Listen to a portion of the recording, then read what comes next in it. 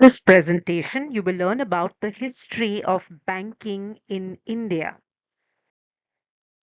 The banking system of the country is the base of the economy and economic development of the country. It is a leading part of the financial sector of the country as it is responsible for more than 70% of the funds flowing through the financial sector in the country. The banking system in the country has three primary functions. First, operations of payment system. Second, depositor and protector of people's savings. Third, issue loans to individuals and companies. The banking system in India can be categorized in two phases. Pre-independence phase 1786 to 1947 and post-independent phase 1947 till date. The post-independence period may further be divided into three phases. Pre-nationalization period from 1947 to 1969, post-nationalization period 1969 to 1991, liberalization period 1991 till date. Pre-independent phase. The first Bank of India was the Bank of Hindustan, established in 1770 and located in the then Indian capital, Calcutta. However, this bank failed to work and ceased operations in 1832. During the pre-independence period, over 600 banks had been registered in the country, but only a few managed to survive. Following the path of Bank of Hindustan, various other banks were established in India. They were the General Bank of India, Bank of Bengal, Bank of Bombay, Bank of Madras. During the British rule in India, the East India Company had established three banks, Bank of Bengal, Bank of Bombay, and Bank of Madras, and called them the Presidential Banks. These three banks were later merged into one single bank in 1921, which was called the Imperial Bank of India. The Imperial Bank of India was later nationalized in 1955 and was named the State Bank of India, which is currently the largest public sector bank. Pre-independence banks in India: Allahabad Bank, Punjab National Bank, Bank of India, Central Bank of India, Canara Bank, Bank of Baroda. The Central Bank of India (RBI) was established in 1935 on the recommendation of Hilton Young Commission. At that time, the banking system only covered the urban population and the need of rural and agricultural sector was totally neglected. Reasons why many major banks failed to survive during the pre-independence period. Certain conclusions can be drawn. Lack of machines and technology, human errors and time consuming practices, less facilities, lack of proper management skills. Following the pre-independence period was the post-independence period, which observed some major changes in the banking industry scenario and has till date developed a lot. Post-independent phase. Pre-nationalization period 1947 to 1969. At the time of independence, the entire banking sector was under private ownership. The rural population of the country was dependent on small money lenders for their requirements. To solve these issues and for better development of the economy, the Government of India nationalized the Reserve Bank of India in 1949. So this becomes a marker for pre-nationalization period. In 1955, the Imperial Bank of India was nationalized and named the State Bank of India. The Banking Regulation Act was enacted in 1949. Our second phase is the post nationalization period, 1969 to 1991. The Indian banking system immensely developed after nationalization, but the rural and weaker section of the society was still not covered under the system.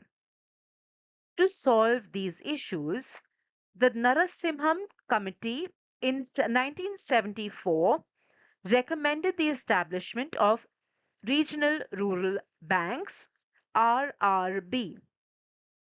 On 2nd October 1975, regional rural banks were established with an objective to extend the amount of credit to the rural section of society. Six more banks further nationalized in the year 1980. With the second wave of nationalization, the target of priority sector lending was also raised to 40%. These banks included Andhra Bank, Corporation Bank, New Bank of India, Oriental Bank of Commerce, Punjab and Sindh Bank, Vijaya Bank. Apart from the above mentioned banks, there were seven subsidiaries of SBI which were nationalized in 1959. State Bank of Patiala, State Bank of Hyderabad, State Bank of Bikaner and Jaipur, State Bank of Mysore, State Bank of Travancore, State Bank of Saurashtra, State Bank of Indore. All these banks were later merged with the State Bank of India in 2017, except for the State Bank of Saurashtra, which was merged in 2008, and State Bank of Indore, which was merged in 2010. Impact of nationalization. There were various reasons why the government chose to nationalize the banks. Impact of nationalizing banks in India. It led to an increase in funds, thereby increasing the economic condition of the country. Increased efficiency. Helped in boosting the rural and agricultural sector of the country. It opened up a major employment opportunity for the people. Profit gained by banks was used by the government for the betterment of the people. Competition was decreased and work efficiency had increased. This post-independence phase was the one that led to major developments in the banking sector of India and also in the evolution of the banking sector.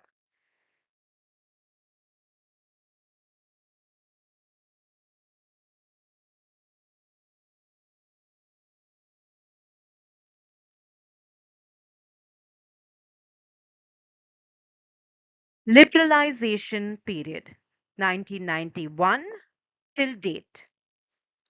Once the banks were established in the country, regular monitoring and regulations need to be followed to continue the profits provided by the banking sector. The last phase or the ongoing phase of the banking sector development plays a very important role. In order to improve financial stability and profitability of public sector banks, the Government of India set up a committee under the chairmanship of Shri M. Narasimham. The committee recommended several measures to reform banking system in the country. The major thrust of the recommendations was to make banks competitive and strong and conducive to the stability of the financial system. The committee suggested for no more nationalization of banks. Foreign banks would be allowed to open offices in India either as branches or as subsidiaries. In order to make banks more competitive, the committee suggested that public sector banks and private sector banks should be treated equally by the government and RBI. It was emphasized that banks should be encouraged to abandon the conservative and traditional system of banking and adopt progressive functions such as merchant banking and underwriting, retail banking, etc. Now, foreign banks and Indian banks were permitted to set up joint ventures in these and other newer forms of financial services. 10 private players got a license from the RBI to enter into the banking sector.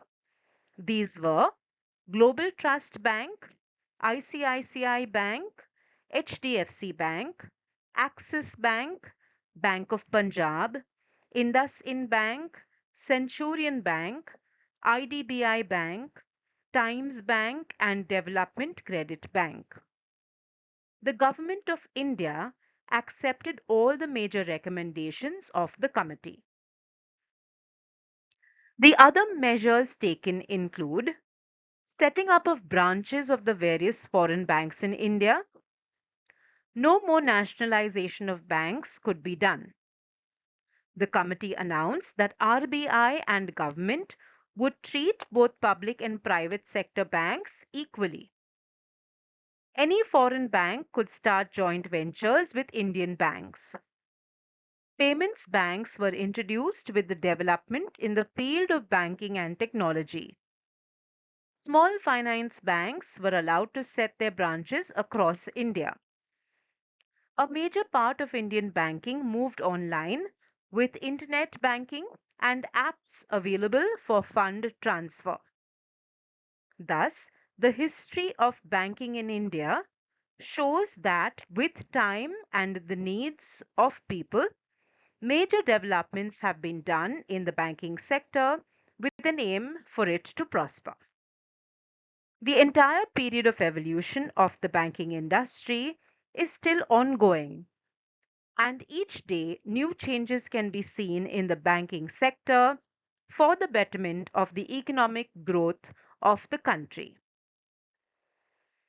Recent developments in Indian banking sector.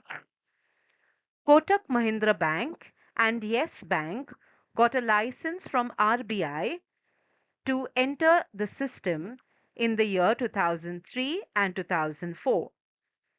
In 2014, RBI grants in principle approval to IDFC and Bandhan Financial Services to set up banks. Today, Indian banking industry is one of the most growing and flourishing industries. Banking systems of any country need to be effective as well as efficient as they play an active role in the economic development of the country. Let us look at some of the firsts in Indian banking system. First bank in India was Bank of Hindustan, 1770. First bank managed by Indians was Audh Commercial Bank. First bank with Indian capital was Punjab National Bank. The founder of the bank is Lala Lajpat Rai. First foreign bank in India is HSBC. First bank to get ISO certificate is Canara Bank. First Indian bank outside India is Bank of India. First bank to introduce ATM is HSBC in 1987 in Mumbai. First bank to have a joint stock public bank, oldest, is Allahabad Bank. First universal bank is ICICI. First bank to introduce savings account is Presidency Bank way back in 1833. First bank to introduce check system is Bengal Bank. First bank to give internet banking facility is ICICI. First bank to sell mutual funds is State Bank of India. First bank to issue credit cards is Central Bank of India. First digital bank is Digibank. First rural regional bank or Grameen Bank is Prathama Bank, sponsored by Syndicate Bank. First bank to get in principle banking license is IDFC and Bandhan Bank. First bank to introduce merchant banking in India is Grindlays Bank. First bank to introduce voice biometric is Citibank. First bank to introduce robot in banking service is HDFC Bank. Thank you for watching the presentation. I hope this presentation has helped you understand the history of the banking sector in India.